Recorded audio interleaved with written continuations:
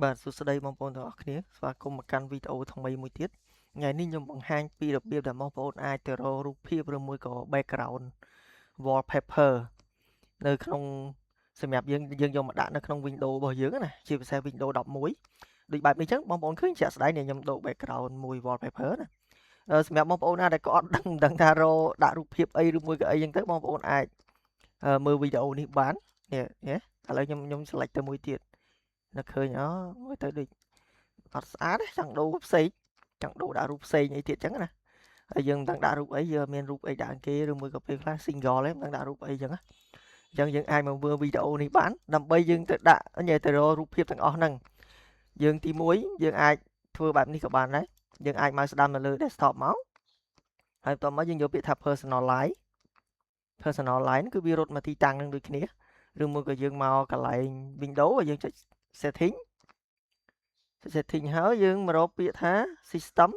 system សុំទោស personal line នៅនេះច្រឡំខ្ញុំច្រឡំចូល system អញ្ចឹងយើងមក personal line នេះមកអូខេអញ្ចឹងមកដូចគ្នាទេអញ្ចឹងជាទូទៅ default របស់ Windows 11វាមានតែប្រមាណនេះទេឥឡូវយើងចុចអានេះមួយចេះចុចនេះមួយវាទៅដូរទាំងអស់នេះដូរទៅរូបភាពអានេះ theme original របស់វាអញ្ចឹង theme original របស់វាគឺអញ្ចឹងខ្ញុំទៅមួយទៀតខ្ញុំសាកទៅចុចអានេះមើលយ៉ាអូខេវាមកច្រើននេះវាមកបែបនេះហើយ theme ខ្លះបញ្ជាក់បងប្អូនធ្លាប់ប្រើទូរស័ព្ទស៊េរី Nokia អីពីមុនអាហ្នឹងបងប្អូនស្គាល់ theme ហ្នឹងហើយអ្នកប្រើ Android ក៏គេស្គាល់ theme ដែរ theme ហ្នឹងគឺការផ្លាស់ប្ដូរអីមាន background មានអីរូបភាពវាមានច្រើនប្រភេទតាមបានន័យថានៅក្នុង theme មួយវាមាន wallpaper ច្រើនតទៅចឹងទៅអាហ្នឹងបើយើងនិយាយនៅលើទូរស័ព្ទវិញគឺវាមានទាំងដូរទាំង icon ទៀតអញ្ចឹងដូចក្នុង theme មួយនេះយើងអាចដូរបានទៅផ្សេងទៀតយើងគ្រាន់តែ mouse ស្ដាំយើងយកពាក្យថា next desktop background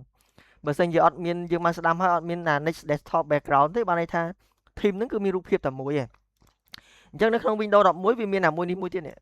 អាមួយនេះមួយទៀតគេអាមួយនេះគឺវាខ្ញុំយក theme មួយហ្នឹងអញ្ចឹងនេះអាមួយនេះគឺវាដើរបានន័យថាវាអត់ដើរតាណាទេនេះវាមាននឹងចេញអានេះមួយបានន័យថាវាដើរទៅតាមថ្ងៃនេះវាប្រើ theme មួយហ្នឹងស្អែកឡើងវាប្រើ theme វាដូរ background មួយទៀតអាហ្នឹងបើសិនជាបងប្អូនគិតថាខ្ជិលមិនដឹងទៅធ្វើអីមិនដឹងទៅរកអីដាក់ឲ្យវាដូររាល់ថ្ងៃឥឡូវយើងអាចយកប្រភេទហ្នឹងទៅក៏ប៉ុន្តែបើបងប្អូនចង់ទៅរកខ្លួនឯងណាបងប្អូនចុចនៅលើ theme នេះមកយើងមកចុចលើ theme ហ្នឹងមកអូខេហើយយើងយកពាក្យនេះវាមានច្រើនវាមានអានេះ original របស់វាមានប៉ុណ្ណឹងហើយនេះខ្ញុំតែ add ចូលទេហើយខ្ញុំតែ download ទេអញ្ចឹងយើងប្រើ custom theme ក៏បាន custom theme ហ្នឹងបានន័យថាយើងដាក់ select apply theme ណាមួយហើយយើងចូលទៅកែពណ៌កែអីបន្ថែមហ្នឹងទៅអញ្ចឹងខ្ញុំកន្លែងនេះយើងយកមក browse theme មកយើងទៅ browse theme វានឹងរត់ទៅ Microsoft Store Microsoft Store វារត់ទៅ Microsoft Store នេះបងប្អូនឃើញអញ្ចឹងនៅក្នុង Microsoft Store វាបែងចែកទៀតវាមាន app មាន game មាន hub មាន personalize អញ្ចឹងបងប្អូនអាចចុចនៅនឹងមកវានឹងរត់មក Microsoft Store បន្ទាប់ពីរត់មក Microsoft Store នេះ theme មិញដែលខ្ញុំទៅ download ហ្នឹងណាអូខេអញ្ចឹងវាមានអានេះវា recommend ឲ្យយើងថ្ងៃនេះវាមិនឥឡូវខ្ញុំសាក theme នេះទៅណងឥឡូវខ្ញុំសាកចុចលើនេះមួយខ្ញុំយក theme នឹងមួយហើយខ្ញុំចុចពីថា apply ប៉ុន្តែបញ្ជាក់ផងបងប្អូន log in account ហ្នឹងបើអត់ log in account download អត់កើតទេ log in account ផងអត់ log in account download អត់កើតទេអញ្ចឹងខ្ញុំចុច apply theme ខ្ញុំចុច apply theme អញ្ចឹងសូមរងចាំតិចទៅវាត្រូវការបើសិនជាវាធំដែរវាត្រូវការ download អូខេនេះអញ្ចឹងវាកំពុងតែ download ទេបងប្អូនឃើញនេះខ្ញុំចុច apply theme វា download ដែរអូខេអញ្ចឹងបន្ទាប់ពីចុច នេះគ្រួចនេះបងប្អូនឃើញវាផ្លាស់ប្ដូរភ្លាមអញ្ចឹងបើ theme ហ្នឹងវាចេញមកបែបពណ៌ខ្មៅគឺវាដូរអូតូទៅជាខ្មៅណាខ្ញុំអញ្ចឹងខ្ញុំចុច apply theme មួយទៀតអូខេរួចរាល់ហើយអញ្ចឹងខ្ញុំសូមទៅមើលពណ៌វារូបហើយស្អាតរបស់គេណាមើលខ្ញុំមានរូបភាពផ្សេងយើងចុចមកស្ដាំមកយើងយកពាក្យ change next desktop background ហើយមានអីមកគេដែរស្អាតណាខ្ញុំដូរមួយទៀតមើលមានអីផ្សេងនេះស្អីគេអូស្អាតរបស់គេដែរយើងអាចប្រើបែបហ្នឹងក៏បានដែរបងប្អូនស្អាតរបស់គេដែរអូខេអូមានរូបច្រើនផងសាក់តែមើលតានេះវាស្រួលមើលជាងគេអូខេអញ្ចឹងខ្ញុំយកមួយហ្នឹងទៅខ្ញុំទុកមួយហ្នឹងអូខេអញ្ចឹងបន្តមកទៀតបងប្អូនមិនមែនតែ theme មួយហ្នឹងទេយើងអាចរកស្វែងរក theme ផ្សេងទៀតមានច្រើនជាងហ្នឹងទៀតប៉ុន្តែក៏អាចនឹងមាន theme ខ្លះគេគិតលុយនេះមាន top theme មាន technology ហើយទៅហើយក៏មាន theme ខ្លះតែពីច្រើននៅក្នុងនេះ free នៅឡើយទេគេអត់តគិតលុយ អានេះអត់ដឹងថាខាងណាគេអ្នកធ្វើទេ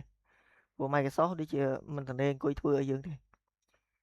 អូខេអញ្ចឹងសម្រាប់ខ្ញុំមានតែប៉ុណ្្នឹងទេបងប្អូនអាចបើសិនជាដូចខ្ញុំនិយាយអញ្ចឹងបើសិនជាអត់ដឹងថារករូបភាពណាមកតាំងនៅលើwallpaper របស់កុំព្យូទ័រយើងទេបងប្អូនអាចប្រើវិធីសាស្ត្រហ្នឹងបានហើយសម្រាប់វីដេអូនេះគឺចែកម្លែកនេះនៅក្នុងន័យល្អទេក្នុងន័យសិក្សាទេប៉ុន្តែបើសម្រាប់តែកុំព្យូទ័ររបស់ក្រុមហ៊ុនឬមួយស្ថាប័នផ្សេងៗខ្ញុំគិតថាប្រហែលជាគេអត់អនុញ្ញាតទេព្រោះដោយសារដូចជាពិសេសនៅតាមធនាគារគេមាន background របស់គេឯងអញ្ចឹងយើងអត់អាចទៅផ្លាស់ប្ដូរអាហ្នឹងបានទេអញ្ចឹងសម្រាប់តែវីដេអូនេះខ្ញុំអរគុណច្រើនមានតែប៉ុណ្្នឹងទេបាយបាយ